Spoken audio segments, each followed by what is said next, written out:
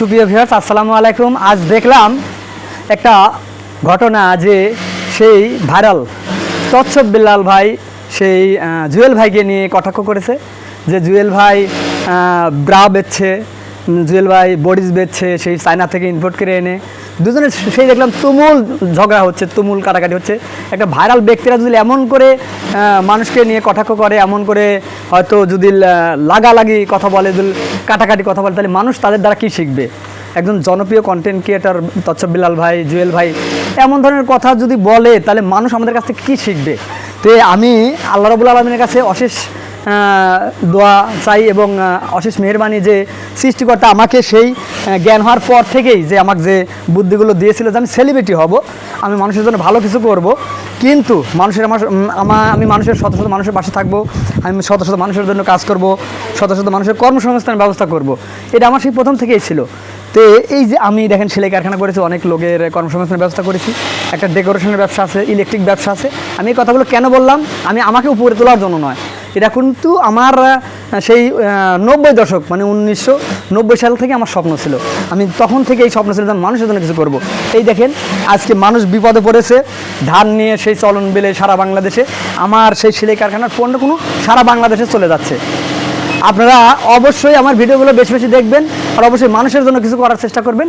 আর জুয়েল ভাই যেহেতু সেই চায়না থেকে ইম্পোর্ট করে ব্রা বডিজ এগুলো নিয়ে এসে বিক্রয় করছে, আমার একটা আনন্দের বিষয়, একটা উৎফুল্লের বিষয় এখানে যে আমি নিজের বানানো পণ্যগুলো আর যেগুলোতে মানুষের উপকার হবে, মানুষ এখানে ধান ভুট্টা নেবে, মানুষ এখানে গরু মহিষের মশারি নেবে, অনেক উপকার হবে, এটাই আমার চাওয়া। আর এখানে অনেক লোকের কর্মসংস্থানের ব্যবস্থা হচ্ছে। 2 কেজি হলে চালের পয়সা পাচ্ছে, সেখান থেকে আমাদেরও সংসার চলছে, আমরা 2 কেজি চালের পয়সা জোগাড় করতে পারছি। এটাই মহান রব্বুল আলামিনের কাছে আমার অশেষ চাওয়া পাওয়া ছিল যে আমি স্বপ্ন দেখেছিলাম মানুষের জন্য কিছু করব। আর এই কন্টেন্ট, এই মোবাইল, এই ভাইরাল, এই সেলিব্রিটি, এটা তো আসলো 10-15 বছর হলো। আর আমার স্বপ্ন ছিল আজ থেকে 30 বছর আগে যে আমি সারা বাংলাদেশের, সারা বিশ্বের একজন হব, একটু নাম করবো। আসলে কতখানি নাম করতে পেরেছি, কতখানি কী করতে পেরেছি, সেটা মহান রব্বুল আলামিন যতটুকু করিয়েছে আলহামদুলিল্লাহ। Aziz decorator, Arif electric, Rifat hardware, Oishi net house and সেলাই ঘর। কিন্তু জুয়েল ভাই যেহেতু চায়না থেকে ইম্পোর্ট করে এনে মাল বিক্রয় করছে, ব্রা আপনার বডিজ যেটাই বিক্রয় করুক, সেটা কোনো আমার চায়না থেকে ইম্পোর্ট করা লাগছে না, আমার এখান থেকে সারা বাংলাদেশে ইম্পোর্ট করছি আমি। মাদারীপুর, ভোলা, ফেনী, কুষ্টিয়া, বগুড়া আমার পণ্য যাচ্ছে। এটা আমার একটা গর্বের বিষয়, বড় ভালো লাগার বিষয়।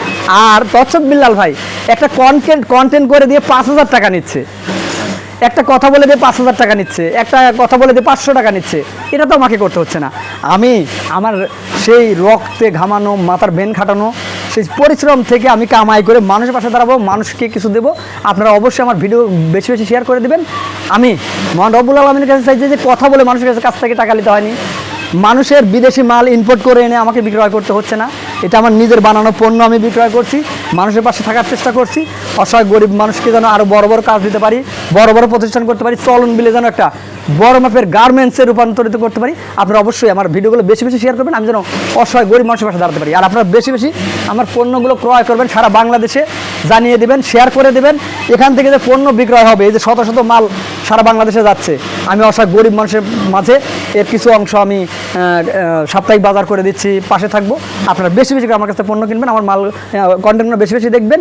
সুপ্রিয় ভিউয়ার্স, চলে যাচ্ছি কিন্তু যাচ্ছি না, দেখা হবে আবার যে কোনো এপিসোডে। ধন্যবাদ।